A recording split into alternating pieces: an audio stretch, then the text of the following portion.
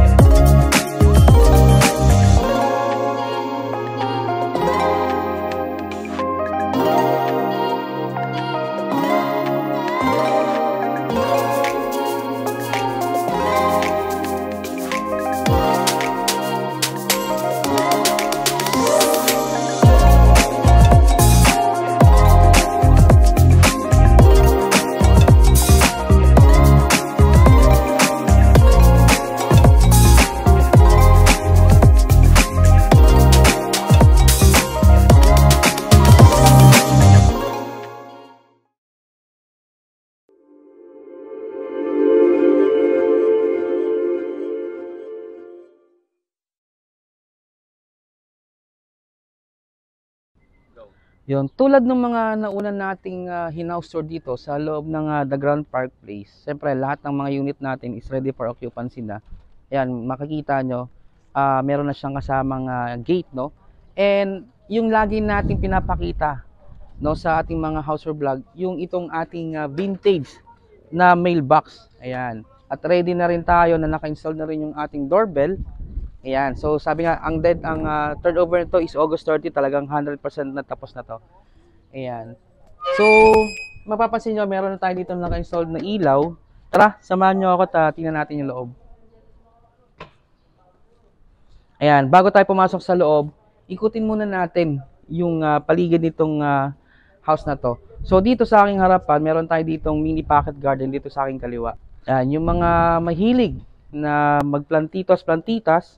So, ayan, lagi tayong meron na nakaalat na mga mini pocket garden sa lahat ng mga unit natin dito sa loob ng The Grand Park Place.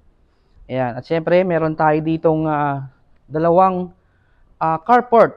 Ayan, dalawang sasakyan, kasya. Kung tatlo sasakyan mo, pwede naman tayo mag-park dyan sa labas. Ayan, SUV, sedan. Pag dalawang sedan, pwede naman, o dalawang sedan, isang SUV, pwede siya SUV, sedan, and then sa labas na lang yung isang sasakyan. Ayan. So, tingnan natin muna yung dito sa area na to. Ayan, bago tayo pumunta doon. So, meron dito sa carport niya, sa garahe niya na storage, no? Kung may mga gamit kayo na pwede natin dyan ilagay. At syempre, meron na rin dito na panel na ready for telephone, internet cable, ayan, cable and internet. So, dito na yung diretso na yung isasaksak. Tsaka makita nyo, no, ang ganda itong bricks na kinabit natin. Sa modern talaga. Ayan. Check natin ngayon yung service area. So, bago mag-service area, nandito tayo ngayon sa kanyang side na to, kung saan meron din tayong naka-ready dito. Pwede kayo magtanim dito, mini pocket garden dito sa side. Ayan. So, makita nyo, no, meron na tayo ditong naka-installed na water tank. Ito po ay 700 liters. Alam naman natin, di ba, katulad ng mga nauna nating house tour na lahat ng unit natin na ino-offer natin dito ay meron na siyang naka-installed na 700 liters na water tank. Ayan. So, pwede na rin siyang maglagay ng booster pump o yung pressure tank para mas lalong lumakas yung akit ng tubig sa taas.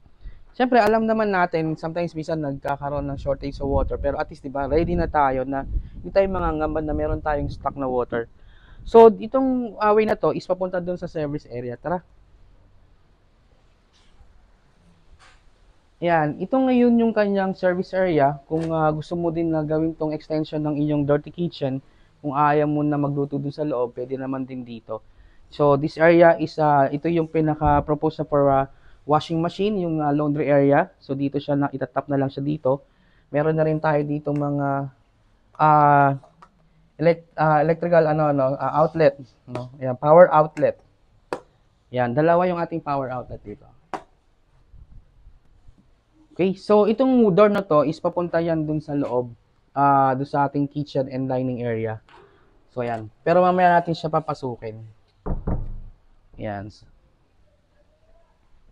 Service area, laundry area, and dito naman sa side na to, yung kanyang lanay area. So meron din siyang way na papasok dun sa loob. Tatin natin. Ayan, naka-sliding door na yung ating way dun sa papuntang lanay. So, ito yung lanay and then nandun na yung kanyang living area dun sa side na yan. Okay? So, tingnan na natin na yung loob ng bahay. Tara! Welcome to your new home. Tara! Yun, bago tayo pumasok, alam niyo ba na ito yung ating main door na gawa ito sa solid wood. Talagang masasabi natin na solid talaga to kasi napakatibay nito. At alam niyo ba yung ating lock system dito, quick set, digital lock set na siya. Dalawa siya, may bolsa dito. Ayan. Kasi para secured, no? Naka-pin na lang. So ano niyo na lang yung pin dito, parang i-register niyo yung pin niyo dito. Pwede niyo siyang palitan. Ayan. Okay, tara, let's go. Yung color ng wall natin is white talaga siya. Ang ganda, no? So ito yung propose natin na living area. Ayan, kung saan mga naka-ready na yung mga electrical outlet natin. So dito yung pwede nating lagay yung ating TV set. Ayan, kasi dito na nakaabang na yung ating cable. Electrical outlet. So ito, living area. Makita nyo, no, yung design ng ceiling natin, ang ganda. At high ceiling din siya. Ayan. So dito yung propose natin na dining area. Kasi ito yung way na papuntang lanay. Kung saan tayo galing kanina doon sa likod. Sa may service area. So, ang lawak ng ground floor niya. Siyempre, dito sa ground floor, hindi mawawala yung ating powder room. Ito siya. Yan. Powder room means pag wala siyang shower. Ano, yan. So, yung ginamit natin na materials, isa same lang din ng mga nauna nating mga binilag na bahay. Yan, makita nyo. Yung ating tiles na ginamit, ceramic, glossy, no? Dito naman ay 60 by 60. So, ang ganda ng combination niya. So, dito meron siyang exhaust dito. Meron na siyang divider. Yan, meron na rin na bidet na naka-install. Ganda. Puro mga important yung ginagamit nating materials dito sa bahay na to. So, yan, powder room dito sa ground floor. At kung ikaw naman na naghahanap ng bahay na merong extra room sa baba, tamang-tama ito sa inyo. So, bago tayo pumasok doon sa extra room, dito muna tayo dito sa kanyang kitchen area. So, ayan, mapapansin nyo yung ating kitchen area. Kung ano pala yung makikita nyo sa video na to, ito na mismo yung turnover natin. Doon sa ating living area, meron tayong isang sliding window doon. Ayan. So, ito, yung ating kitchen area, ang ganda. So, naka-install na yung ating mga hanging cabinet. Another closet po dito. Ayan. So, yung ating ginamit na sink, ang ganda rin. Dito yung propose natin, dito dyan, actually dito talaga nakalagay yung kanyang gas range, no? Tapos dito yung kanyang range hood. Ayan, may mga cabinet tayo dito. Ceramic tiles yung ginamit natin dito. Granite pala, I'm sorry, granite yung ginamit natin dito. Ayan. So, ang ganda ng design ng kanyang wall. Malinis siyang tignan, di ba? Tama-tama yung combination ng kulay niya. So, dito naman yung kanyang way na papunta doon sa service area. Kung saan yung doon yung kanyang laundry area at saka yung katulad ng nabanggit ko kanina, kung gusto mong mag-extend ng dirty kitchen ay pwede dyan. So, dito sa kanyang kusina o sa kanyang kitchen, meron ditong window, ayan, sliding, at meron na rin siyang naka-installed na screen, no? So, ano doon naka-install yung ating doorbell. Ayan, ready na yan, naka-installed na. So, yung mga ilaw natin dito ay hindi natin nilagyan kasi minsan may mga client na mas gusto nila yung sila yung maglalagay ng color ng mga bulb na ilalagay nila. Ayan, gusto nila minsan warm white o yung yellow na warm. Ayan. Ang lawak ng ground floor. So, ito yung kanyang room dito sa baba na pwede mo siyang gawing maid's room o kaya kung kayo ay merong elderly na hindi na nakakakyat, tamang-tama itong place na to kasi tingnan nyo naman, ang ganda ng room. Tara. So, dito sa kanyang room dito sa baba, ito meron na siyang window dito, sliding. At dito nakalagay yung proposed na aircon na for window type. Ayan, kasi meron na tayo dito ng electrical outlet. Ngayon, ito meron na rin tayong naka-installed na cabinet or closet. And syempre, yung kanyang sariling toilet and bath. Ayan. Makita nyo na dito yung kanyang shower area na pwede ka maglagay ng partition. Ayan. And then, ganda. Posy yung brand. Same din ng mga ginagamit yung mga nauna nating house tour. So, combination siya ng ceramic white at saka itong tiles na to. And meron na rin tayo ditong exhaust. Ayan. Okay. Ito yung ground floor natin. Kung kayo ay merong elderly, okay, pwede rin namang maid's room. Ayan. So, samahan nyo ako ngayon dun sa second floor. No? Tingnan natin kung gaano kaganda yung mga rooms nila doon. Ayun. So, bago tayo umakyat, so may pakita ko lang sa inyo na meron pa tayo dito na owning window, no? Kasi yung bukas ng kanyang bintana is pala pataas. Tapos naka-screen na rin siya. Naka-magnet siya. Dito yung mga switch. So, yung ating hagdan, yung stairs natin, mapapansin nyo, yung ginamit natin na steps dito ay wood, no? Solid wood, apitong wood. Katulad ng mga nauna nating mga house tour dito sa loob ng The Grand Park Place. Isa lang naman ng mga hagdan ang ginagamit natin na materials. Ito yung apitong wood. At syempre, itong kanyang handrail, kahoy po yung ibabaw, apitong wood po ito. Tapos ito naman ay solid na steel po, no? Ayan, para mas matibay. Kita nyo, wala siyang alog. So, mapapansin nyo, no, ang taas ng kanyang ceiling. Ayan. So, meron din tayo dito na window. Sliding po siya. Ayan. Dito sa taas, pixel, hindi siya nabubuksan. Doon sa pagkagusto nyo ng yung sinag ng araw, yung, di ba, parang maliwanag siya, na hindi ka na kailangan mag-on ng ilaw, i-ano nyo lang yung curtain. Ganda, no? Ayan. So, dito na tayo ngayon sa second floor. Ganda nung nung design. Halos karamihan ng mga unit natin dito sa The Grand Park Place is isa yung design. So, pag-akit ko ng hagdan, nandito na yung kanyang pinaka-master bedroom. Unahin natin ipakita yung master bedroom. Tara. So, ayun, yung ating door dito sa master bedroom ay wood din ang ginamit natin. Yan, para mas matibay po siya. Puro white yung color natin. And yung ating flooring, ay ito yung ating HDF po to, yung wood planks. Ayan. Buong second floor, naka-wood planks po siya. Okay? So, ito yung kanyang master bedroom. Sa master bedroom, meron tayo ditong tatlong window. Ito yung isang sliding window. And dito naman, meron dito na awning window, yung parang pataas yung bukas. And dito sa kabilang side is another window po. Ayan, tatlong panel siya na awning ang tawag nila kasi yung pagbukas nito is pataas. Ayan. Tatlong panel. So, ito yung kanyang vanity area kung saan mag-i-install pa tayo dito ng mirror. And ito, naka-install na rin yung ating closet. Halos gamit na lang dadalhin, no? Ayan, kasi may mga cabinet na naka-install. Mas ang laki ng kanyang space ng master bedroom. Ito, dinagdag na tong design na to kasi maraming gumagamit ng ganitong design na. At mapapansin nyo dito, naka-design din yung kanyang wall dito. Ayan, no? So dito sa master bedroom, syempre meron siyang sariling toilet and bath. Ayan. Yung ginamit natin na tiles dito sa ating master bedroom toilet and bath ay gray, no? Gray finish na 60 by 60 yung tiles niya. At naka-enclosure na rin yung kanyang shower area. Na ito po ay glass.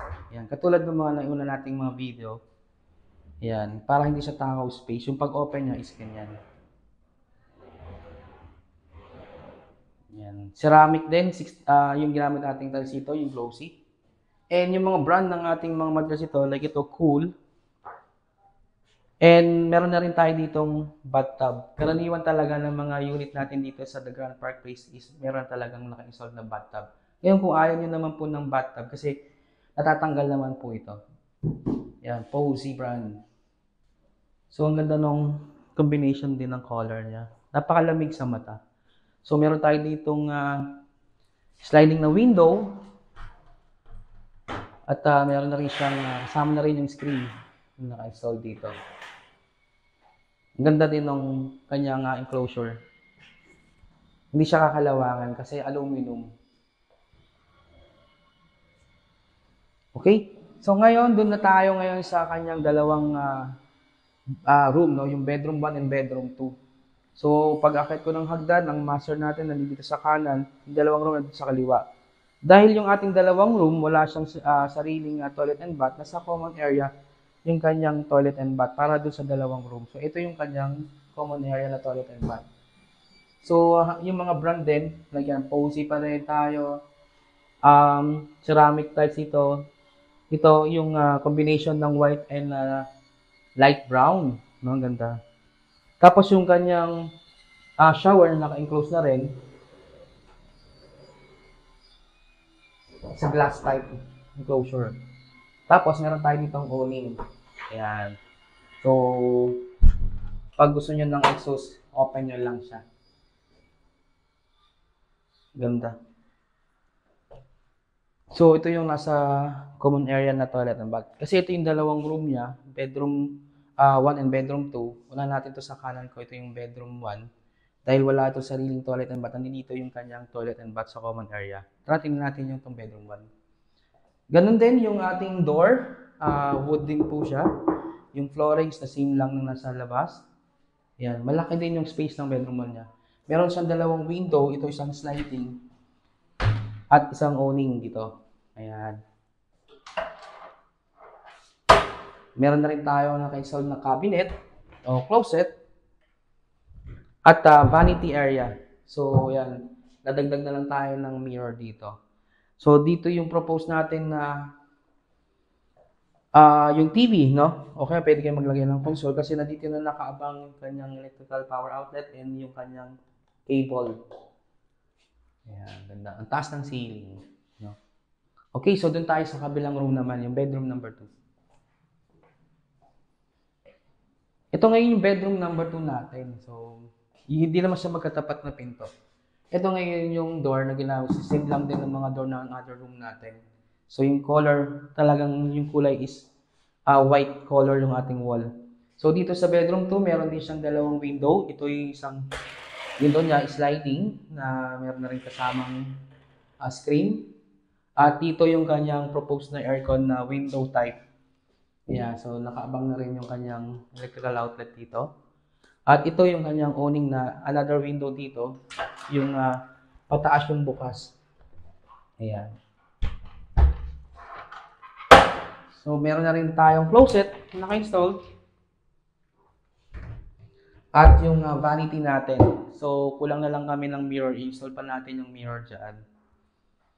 Ayan, ang ganda. So, 3 bedroom po ito. Master bedroom, bedroom 1, and bedroom 2. Nice. Ganda. Ayan, kung nagustuhan nyo yung house na to, ay ilalagay namin yung full details dyan sa baba, yung full description. At kung interesado kayo dito sa house natin na hinouse tour na to, ay maaari nyo po kami makontak dyan. Ilalagay namin yung aming contact number dyan sa baba. Yun, thank you so much sa pagsama nyo sa amin sa pag-house tour ditong panibagong project natin o panibagong unit natin dito sa loob ng The Grand Park Place. Actually, marami kami mga RFO na ino-offer dito. So, i-PM nyo lang po kami at i-send po kami ng mga maraming project. So, hindi lang dito sa The Grand Park Place, meron din tayo sa kabilang subdivision yung Park Place, The Park Place. And marami tayong ino-offer ng mga ready for occupancy na house dito sa Cavite area. Hindi lang sa Cavite area, Metro Manila, so hawak natin. Yun, PM lang po kayo, no? Pag gusto nyo itong bahay na to. At yun nga po pala, kung ikaw po pala ay bago sa aming channel, huwag nyo pong kalimutan na mag-like, mag-subscribe, pahit na rin po ng notification bell para laging kayong updated sa aming mga bagong house tour video. And pa-share na rin po ng ating mga video, no? Ayan, so once again, my name is James De La Rosa from H&H Real Estate Marketing na nagsasabing, thank you so much and God bless you. And thank you for watching. Bye! See you on my next video.